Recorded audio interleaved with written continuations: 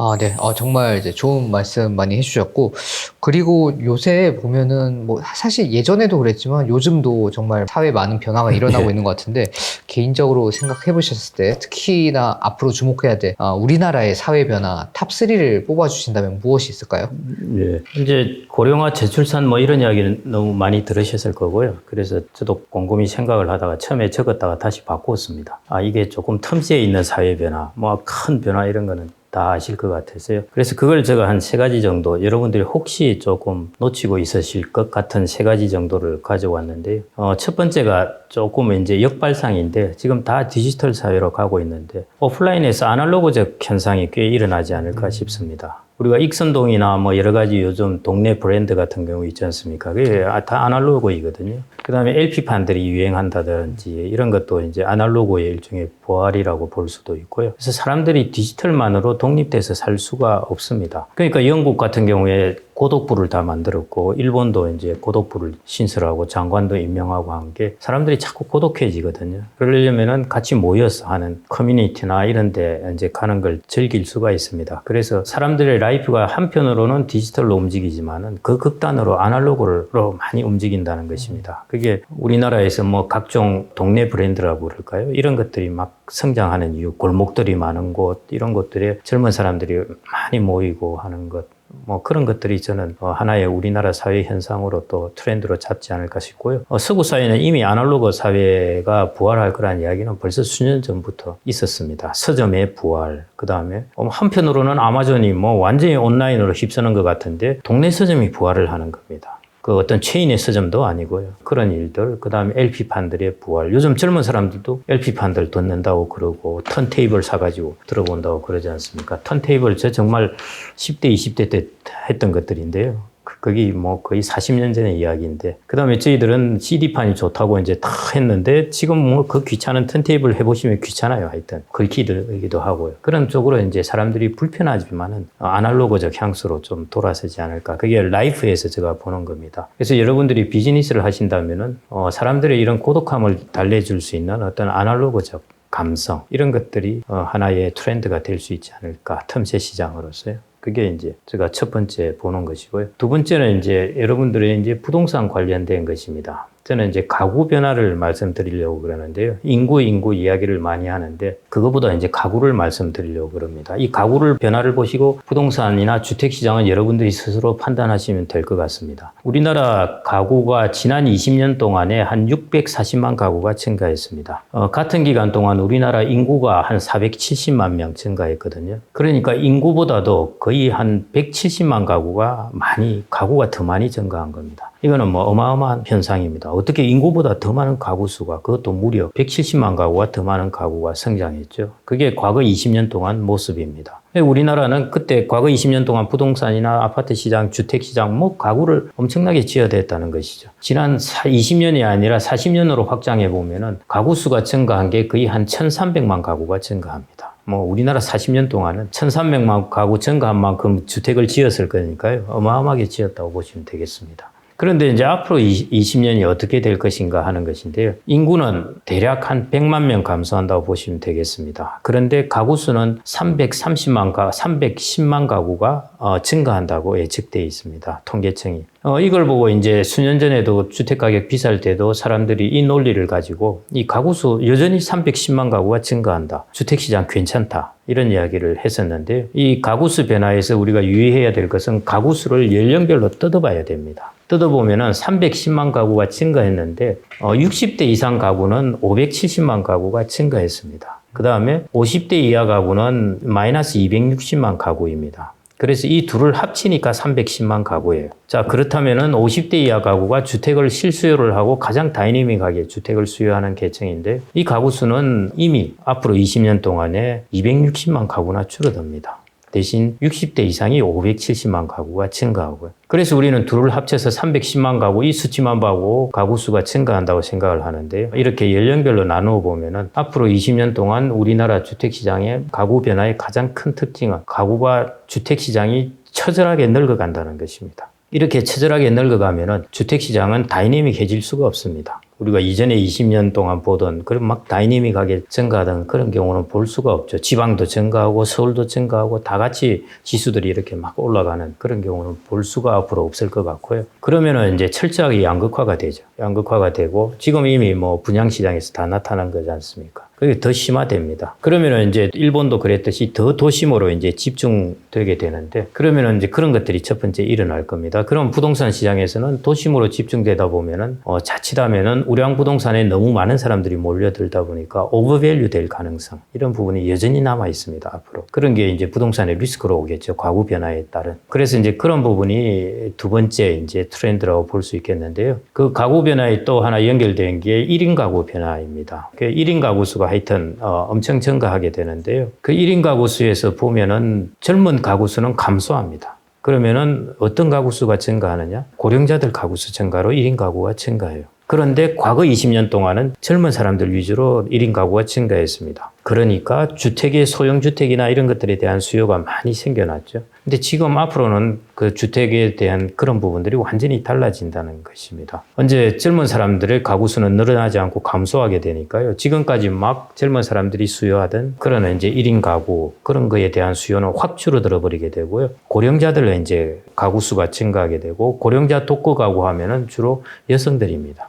그래서 소위 말해 할머니 독거 가구가 앞으로 많이 증가하게 됩니다. 그러면 일어나는 현상이 뭐냐면은 젊은 사람들은 1인 가구일 때 방을 1개 내지 2개의 집을 가집니다. 그런데 고령자들은 1인 가구를 하더라도 방을 3개에서 4개를 가집니다. 그러면은 젊은 1인 가구가 있을 때는 방에 비효율성이 없어요. 자기 쓸 만큼 다 쓰니까요. 근데 고령자 독거 가구가 되면은 방을 혼자 있으면서 방이 3개, 4개인 겁니다. 이제 공간의 효율성 문제가 대두되는 거죠. 그래서 일본은 저는 이제 이런 생각을 하는데요. 일본은 빈집이 문제면은 앞으로 우리나라는 빈방이 문제인 시대가 오지 않을까. 이렇게 우리나라만의 아파트 문화의 특유입니다. 예를 들어 주택 같으면은 세를 줘도 돼요. 근데 아파트는 이게 뭔가 세를 주기가 좀 애매하거든요. 같은 공간에 같은 거실을 점유하고 살아야 되니까요. 그래서 소득이 모자라면은 부족하면은 세를 주긴 하겠지만은 그렇지 않은 사람들은 뭐 그 공간에 가구를 넣어놓고 살겠죠. 그러니까 이제 공간의 비효율성, 빈방의 문제. 이게 이제 우리나라의 앞으로의 가구의 트렌드가 아닐까. 이게 이제 제가 두 번째 생각은 이게 주택의 다양한 주택 패션에 영향을 주게 될 것입니다. 그래서 건축업을 하시는 분은 뭐 이미 다 데이터를 보고 알고 계시겠지만요. 그래서 고령자들에게 고령자 1, 2인 가구에 어떤 주택을 공급하느냐 하는 것. 그 문제가 아마 앞으로 꽤 중요한 이슈가 될 것 같고요. 고령자들이 방 서너 개 가진 큰 오래된 집에 그냥 이렇게 살고 있느냐? 안 그러면은 방은 한 2개 정도면서 최첨단 의료시설을 갖춘 곳에 사느냐? 이런 문제들이 이제 앞으로 고령자 주택에서 좀 이슈가 되지 않을까 싶습니다.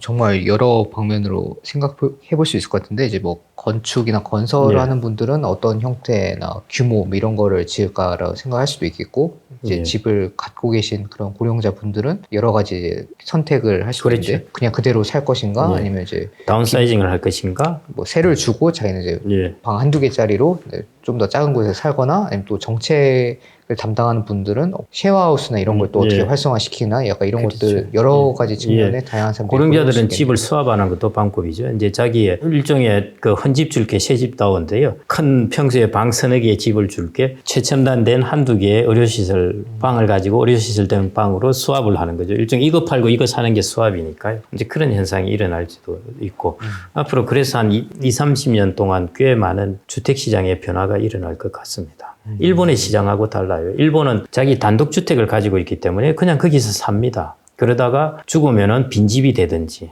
안 그러면 자녀가 팔든지 뭐 이런 식으로 되는데요. 우리나라는 그런 게 아니라 이제 아파트이기 때문에 이게 변화들을 쉽게 할 수가 있습니다. 새로 지은 지역은 또 다르게 변화할 수도 있고 하니까 그런 것들에 있어서 주거 문화가 좀 이렇게 변화할 수 있을 것 같습니다. 생각해봄직한 마지막 변화는 어떤 예, 세 번째가 이제 잘 아시는 혁신인데요. 혁신은 여러분들 많이 들어보셨을 거예요. 코로나 때 이제 이미 혁신이 많이 일어났고 그게 한번 다운된 것이거든요. 그런데 혁신이라는 것은 뭐 아시다시피 이렇게 시작되면은 결코 되돌아가지 않습니다. 한번 다운됐다가 다시 이제 일어나게 되는데 저는 이제 최근에는 그래서 그거는 뭐 여러분들이 다 아시는 경로일 테니까 다시 일어날 겁니다. 일어나고 될 텐데 최근에 이제 제가 두 가지를 주목하게 된 게 이제 생성형 그 AI라는 거, 챗GPT라는 거하고 그다음에 이제 애플에서 개발한 XR 확장 현실 있지 않습니까? 익스텐디드 리얼리티 쪽으로 해서 그 만들어낸 헤드셋 그쪽을 제가 좀 눈여겨 보고 있는데요.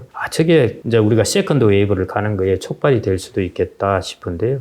첫 번째 이제 챗GPT는 이미 다 잘 알려졌지만은 그걸로 인해서 이제 AI 쪽에서 AI로 해서 이제 반도체 뭐 엔비디아도 그렇고 삼성도 그렇고 이제 이런 쪽의 수요를 서서히 이제 촉발시키기 시작하는 것이죠. 그래서 AI가 촉발시키는 이제 사회의 변화입니다. 그런 반도체 수요뿐만 아니라 뭐 법률 시장이라든지 뭐 다양한 이제 시장에 영향을 줄 요소, 생산성을 높여줄 것 같아요. 그러면은 자본주의 사회에서 지금 생산성이 둔화될 부분, 이런 부분을 걱정을 하는데 뭔가 한 단계 생산성을 조금 점프를 시켜줄 것 같거든요. 그런 부분이 이제 혁신과 더불어서 우리 사회가 얻을 과실이죠. 그런 부분이 제가 조금 혁신에서 눈여겨보는 부분 하나이고요. 그 다음에 두 번째 이제 애플. 이거는 우리가 소위 말하는 메타버스 세상을 이야기하다가 그게 이제 확 죽어버렸잖아요. 사실은 좀 허접했었죠. 무슨 강의실 했는데 이상한 게 와서 왔다 갔다 하고 그 강의실 내 스스로를 움직이게 하려면 얼마나 불편합니까? 그런 걸 가상현실이라고 이제 만들어 놓았다가 이제 그런 부분이 이제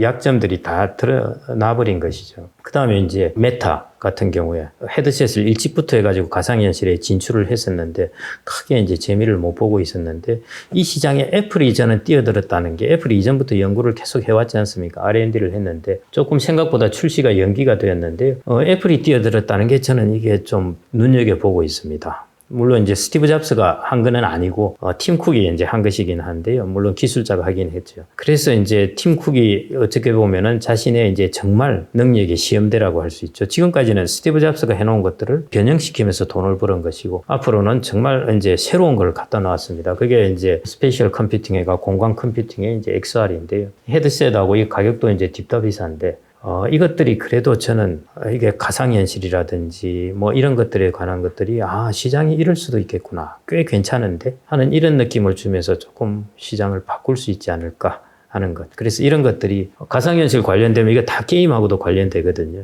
그래서 이런 것들이 앞으로 세계 전체적으로 혁신을 또 한 번 세컨드 웨이브를 띄게 하는 요인이 될 수 있지 않을까. 그래서 여전히 디지털 혁신은 지속된다. 이렇게 이 세 가지 정도 트렌드를 좀 보고 싶습니다. 그러면은 이렇게 이 말씀해주신 세 가지 변화, 아날로그로의 복귀, 그리고 이제 두 번째 가구의 변화, 세 번째 계속되는 이제 이런 기술적 혁신들, 이런 사회 변화 속에서 또 개인 투자자는 어떻게 이제 이걸 준비를 해야 될까요? 사실은 이게 기성전 이게 결이죠. 사실 앞에 것만 이야기 아무리 해봐야 안 되고 결국 이 부분이 이제 중요한 부분인데 혁신 부분을 이야기하면은 저도 뭐 주식의 전문가는 아니고요. 그냥 트렌드나 이런 쪽으로 가지고 저는 주로 ETF나 이런 쪽으로 투자를 하니까 그렇게 본다면은 최근에 미국에도 그러고 앞으로 핵심적인 전략 산업을 BBC라고 그랬지 않습니까? 이제 배터리하고 바이오하고 이제 칩스 이 세 개거든요. 다행스럽게도 저는 우리나라가 이 세 개 부분에서 경쟁력을 갖고 있다는 게 저는 너무나 다행스러워요.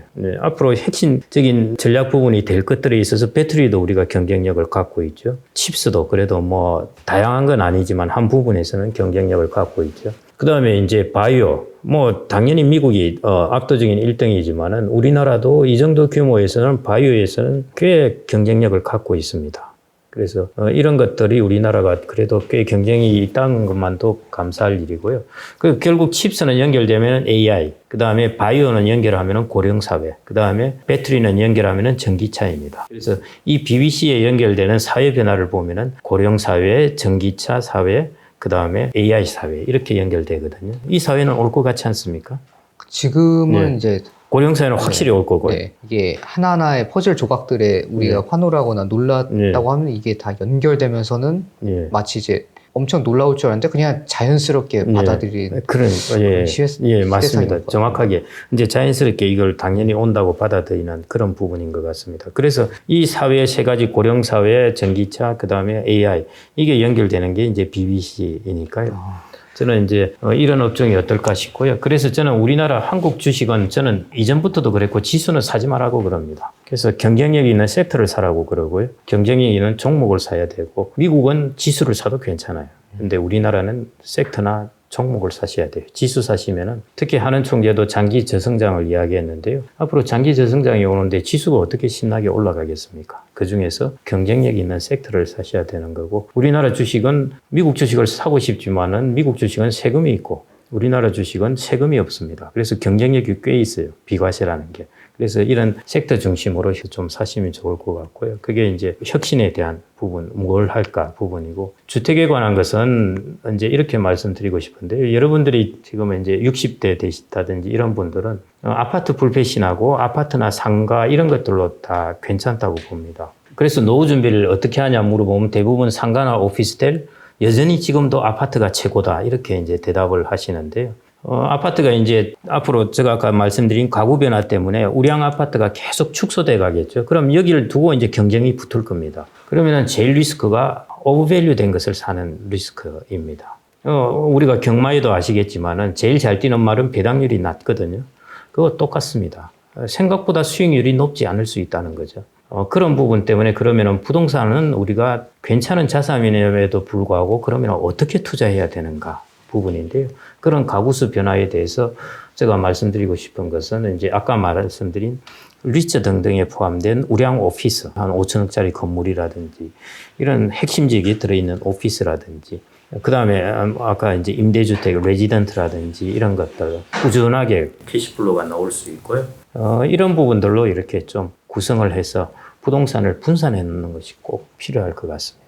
우리가 우량한 부동산 하면 아파트에서만 자꾸 구하려고 그러는데요. 개인들이 리츠라는 간접 투자 상품을 선택하시면 오피스에서도 구할 수가 있다는 것이죠. 그 다음에 물류시설이 뭐 앞으로 될지 모르겠지만 뭐 그런 것에서도 구할 수도 있고요. 그래서 그런 쪽으로 해서 앞으로 가구 변화에 대해서는 우리는 부동산 투자를 그렇게 대응을 하자. 이렇게 이제 좀 말씀을 드리고 싶고요. 그렇게 리츠를 활용한다고 그러면은 우리나라 오피스뿐만 아니라 일본의 제1리츠라는 것도 있지 않습니까? 그런 것들을 활용할 수도 있습니다. 앞으로 이제 엔화가 강세가 혹시 될 수 있으면은 뭐 양방으로 유리하게 되는 것이니까요. 그런 식으로 우리가 글로벌하게 부동산을 우량한 부동산으로 분산을 할 수 있는 것. 그게 앞으로 우리가 가구 변화에 대해서 투자할 때 여러분들이 혹은 노후 준비를 할 때 대응해야 될 부분. 그렇게 보고 있고요. 그 다음에 이제 디지털 아날로그는 많은 세상이 디지털로 가고 있지만은 틈새 시장을 찾는 것입니다. 그래서 여러분들이 혹시 비즈니스를 하신다든지 뭐 이럴 때, 어제 제가 이제 강의를 들으면서 들은 이야기 중에 하나가 뭐 예를 들어 우리나라의 골목 상권이라든지 이런 것들을 개발하는데 두 가지 핵심 사항이 있답니다. 딱 되는 것이 한옥과 적산 가옥이랍니다. 일제로부터 받은 적산 가옥이라든지 한옥 이런 것들이 있으면은 이걸 중심으로 이제 동네 상권이 형성되는 것이죠. 브랜드가 형성되고. 그게 이제 익선동 같은 경우가 한옥을 중심으로 이루어진 것이고요. 목포에 그때 하고자 했던 것이 그 일제로부터 받은 적산 가옥을 가지고 하려는 것이고, 군산에 있는 것이 이제 적산 가옥이고, 전주에 있는 것은 한옥이고, 이런 것들로 해서 이제 커뮤니티가 이루어지고, 그 다음에 골목들이 있고, 이렇게 되면은 뭔가 거기서 이제 커뮤니티가 이루어지거든요. 그래서 이런 쪽에 그것뿐만 아니라 우리가 무조건 디지털이라고 생각하고 뭔가 네트워크라고 생각을 하는데, 사람들이 직접 만나는 것 그리고 접촉하는 것, 그 다음에 옛날의 물건들, 그게 이제 LP라든지 이런 것들이죠. 디지털은 기계적인 음이라면은 LP는 좀 더 이제 사람에게 친숙한 조금 부드러운 음이라고 할 수도 있죠. 긁히는 소리도 가끔씩 나고. 그래서 그런 것들로 비즈니스의 틈새 시장을 이렇게 좀 공략을 해보시는 것도 괜찮지 않을까 싶고요. 미국이나 서구 사회는 그런 부분이 꽤 조금 진행이 되었는데, 우리나라는 새로운 것을 좋아하다 보니까 덜 진행이 되어 있는데, 그래서 우리나라가 전체 동네가 한 3,500개 정도 읍면동이 있는데요. 이 중에서 브랜드를 가진 곳은 아직도 적습니다. 그래서 우리나라는 더 브랜드를 가질 수 있게 만들 수 있어요. 그래서 비즈니스를 하시는 분들은 이제 이런 쪽으로 이렇게 좀 한번 생각을 해보셔도 되지 않을까, 그렇게 생각을 합니다. 옛날 것이라 해서 뭐 다 낡은 게 아니라 이제 앞으로 사람들이 좋아하는 것, 그리고 앞으로 좋아하게 될 것들을 이제 생각을 하면서 여러 이제 이런 사업적인 기회나 아니면 뭐 일상생활 속에서의 그런 지혜를 포착하는 게 중요하다. 약간 이런. 예, 세상의 이치는 항상 뭐 뉴턴이 이야기했지만 뉴턴은 작용 반작용 했는데, 우리 그걸 다른 말로 하면은 뭔가 한쪽을 추진하면은 다른 쪽에는 백클래시가 일어나기 마련인데요. 디지털을 극단적으로 빠른 속도로 추진을 하고, 우리나라는 또 산업화가 엄청 빠른 속도로 추진되다 보니까 여기 백클래시가 이제 크게 나타나는 거죠. 그런 것들이 이제 저런 부분인데 그게 아직은 우리나라에서 다른 서구 사회나 이런 데 비해서는 읍면동의 개수에서 그런 브랜드를 가진 개수를 본다면 아직은 훨씬 미흡하다는 거죠. 그래서 그런 쪽에 여전히 아날로그적 기회가 있지 않을까 이렇게 봅니다. 발전된 다른 사회들에 비하면 네. 아직 우리나라는 네. 그런 반향의 여파가 아직은 상대적으로 덜 나타났기 때문에 또 인간의 본성이나 이런 역사적인 걸 돌이켜 봤을 때 그런 반향, 백래시가 일어날 가능성이 매우 크다라고 생각하시는 거군요. 크다기보다는 뭐 충분히 거기도 가능성이 있다는 것이고요. 네. 우리나라 사람들이 이게 창의성이 없다 막 이야기를 하죠. 온 동네에서 그냥 갖다 때리면서 뭐 창의성이 빵점이다 하는데 정말 그럴까 하는 거죠. 우리나라에 예를 들어 지금의 이제 창의적인 것 관련된 크리에이터에 관련된 거면 저도 이제 어제 들은 것인데요. 크게 3가지가 있습니다. 온라인 셀러. 우리가 플랫폼이죠. 거기서 온라인을 통해서 개인이 일종의 이제 판매를 하는 것입니다. 그 다음에 이제 2번째가 컨텐츠 크리에이터, 유튜브라든지 이거 우리나라처럼 이렇게 빠른 속도로 쫙 퍼지거든요. 컨텐츠를 독자적으로 잘 만들어내요. 저도 얼핏 들은 얘기로는 거의 우리나라가 이제 1인당 유튜버나 이런 틱토커 이런 크리에이터가 거의 세계에서 수익권에 든다고 이렇게 알고 있습니다. 그래서 온라인 셀러, 그 다음에 이제 컨텐츠 크리에이터, 그 다음에 로컬 크리에이터라고 있는데요. 로컬 크리에이터가 바로 골목에 어슬렁어슬렁 반바지 입고 돌아다니면서 그 지역을 변화시키는 사람들입니다. 이 3가지 크리에이터 면에서 우리나라는 이 3가지 모두를 종합해서 보면 세계에서 탑수입니다. 우리나라 사람 크리에이티브 해요. 자꾸 그냥 크리에이티브 하지 않다고 자꾸 그러는데요. 이 변하는 속도가 이러는데 왜 크리에이티브 하지 않다고 그럽니까? 이렇게 빨리 변했는데. 상당히 크리에이티브합니다. 그래서 가지고 있는 크리에이티브한 아이디어를 얼마든지 이런 쪽에 아날로그 이런 쪽에 좀 펼치셔도 시장에 기회가 있지 않을까 싶습니다. 그걸 이제 해보려고 노력하는 것이 전통시장을 뭐 해본다 어쩐다 하는데요. 그 성공한 경우도 있고 그러는데 또 대표적인 게 음식에 있어서 백종원이 가서 하는 것 그런 것도 그거의 한 형태입니다.